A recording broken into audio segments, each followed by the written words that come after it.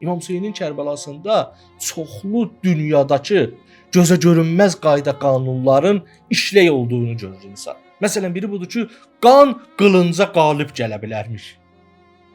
72 nəfər 30 mini və onların bütün tərəfdarlarını, himayədarlarını məğlub eləyə bilərmiş. 72 nəfər. Bax, belə gözə görünməz mücərrəd qanunları Kərbəla hadisəsi gündəmə gətirir və insanlığa ərmağan eləyir. Bugün dünyada daha çox insan, İmam Hüseynin dövründəkindən daha çox insan bu dəqiqə Hüseynçidir.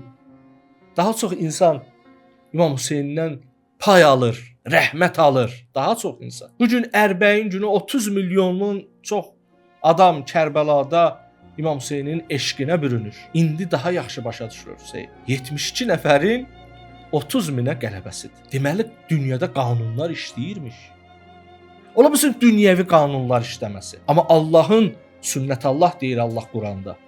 Buyurur ki, sən Allahın bu qanunlarında, sünnətəllahda sən heç bir dəyişiklik görməzsən. Qayda qaydadır. Haqq olsan batil, batil. Zahiri məğlubiyyət ola bilər, amma mütləq məğlubiyyətdən söz gedə bilməz. Kərbəla bunu bizə çox gözəl göstərir.